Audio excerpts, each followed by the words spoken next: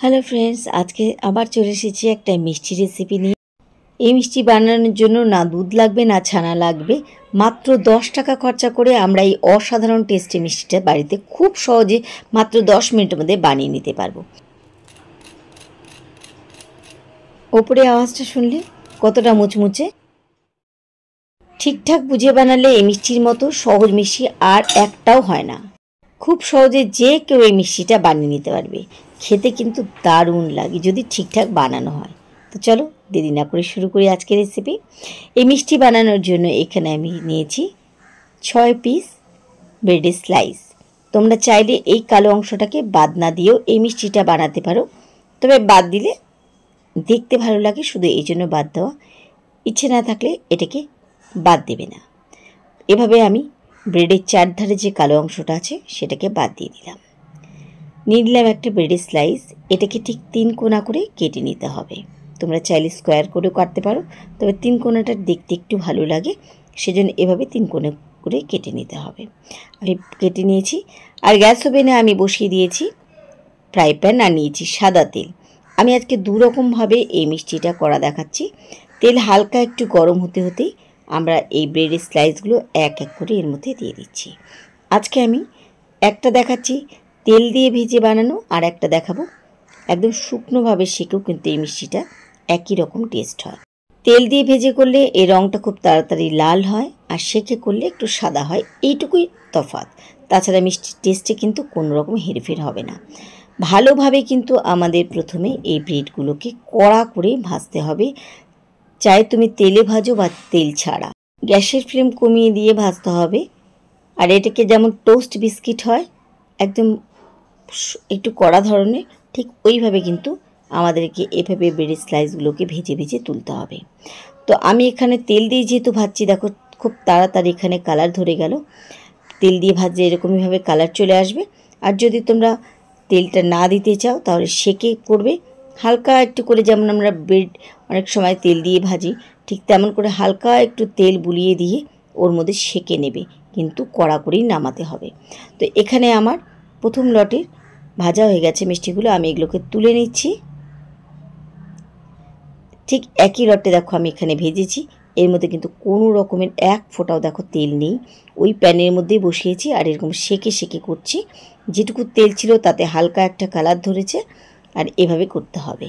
এবার ওই সেম প্যানের মধ্যে আমি এখানে নিয়ে নিচ্ছি শিরা বা চাশনি বানানোর জন্য হাফ কাপ চিনি।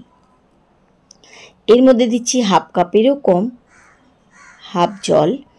যতটুকু চিনি নেবে ঠিক তার হাফ জল নেবে। নিয়ে গ্যাস ওভেন ধরিয়ে দিয়ে ঠিক 2 থেকে 3 মিনিট অপেক্ষা করলে আমাদের এই ঘন চাশনি বা শিরা তৈরি হয়ে যাবে।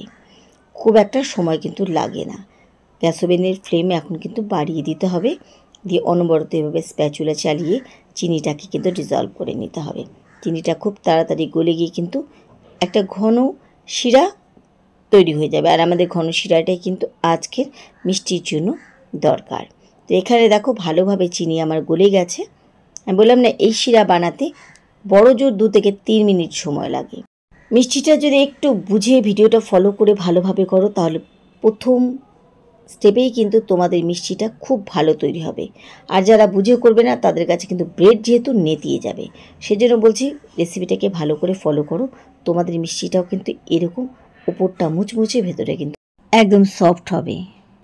তো আমার এখানে শিরা তৈরি হয়ে গেছে। আমি গ্যাস ওভেন বন্ধ করে দেওয়ার পরে কিন্তু এক এক করে এভাবে ব্রেডের স্লাইসগুলো বসিয়ে দিচ্ছি। একটু খেয়াল রাখবে এটা কিন্তু ঠিক 1 থেকে 1.5 মিনিট শিরার মধ্যে ফেলবে, তার বেশি না। এক পিঠে ফেলার সাথে সাথে কিন্তু ঠিক কয়েক সেকেন্ড অপেক্ষা করে এগুলোকে উল্টে দেবে। টোটাল কিন্তু 1 থেকে 1.5 মিনিটই রাখবে। নিজেই বুঝবে যখন এভাবে শিরা পুরো ব্রেডের স্লাইসে গায়ে লাগবে, বুঝতেই পারবে এক পিঠ হয়ে গেল, উল্টে দিয়েছো। ঠিক আরেক পিঠে এভাবে একটু শিরা লাগলে কিন্তু এগুলোকে তুলে নেবে। অনেকক্ষণ ধরে শিরাতে রাখার কিন্তু দরকার নেই। আর সত্যি বলতে কি, মাত্র 10 টাকার জন্য বলছি না, ব্রেডের জন্য বলছি না, খেতে এটা এত ভালো হয় না। রস থেকে তুলে নেওয়ার পরে যখন এগুলোকে রেখে দেবে, ঠিক 5 থেকে 7 মিনিট পর খেয়ে দেখো, মুখে নেওয়ার পরে না অসাধারণ লাগে খেতে। মনে হয় না যে এটা পাউরুটি দিয়ে তৈরি, এতটাই খেতে ভালো লাগে। পুরো মিষ্টি হয়, বাইরেটা ক্রিস্পি হয়, আর ভেতরটা কিন্তু তেমনই খুব রসে ভরা সফট থাকে। হঠাৎ করে মিষ্টি খেতে মন চাইলে পরে দুধ ছানা ছাড়াও কিন্তু এই মিষ্টিটা খুব সহজেই 10 মিনিটের মধ্যে বানিয়ে নিতে পারবে। আর আমার মনে হয় এই মিষ্টিটা আমরা প্রত্যেকেই খেয়েছি, কারণ মারা কিন্তু এই মিষ্টিটাই আগে বানিয়ে দিতেন। কারা কারা এই মিষ্টিটা বাড়িতে খেয়েছো বা নিজেরা বানাও একটু কমেন্ট করে জানিও তো প্লিজ। কারণ আমি মিষ্টি প্রেমী, তো আমি মাঝে মাঝে কিন্তু এরকম মিষ্টি বাড়িতে বানিয়ে খাই। কেমন লাগলো আমার আজকের রেসিপি? আশা করি তোমাদের ভালো লেগেছে। রেসিপি ভালো লাগলে বরাবরের মতো লাইক শেয়ার করে দিও, আর কমেন্ট করে কিন্তু অবশ্যই জানিও যে কাদের কাদের এই মিষ্টিটা আমার মতন খুব প্রিয়। তাহলে সবাইকে ধন্যবাদ জানিয়ে আজকের মতো এখানেই বিদায় নিচ্ছি। আবার ফিরে আসব অন্য কোনো রেসিপির সাথে অন্য কোনো দিন। সেই পর্যন্ত সবাই খুব ভালো থেকো, সুস্থ থেকো।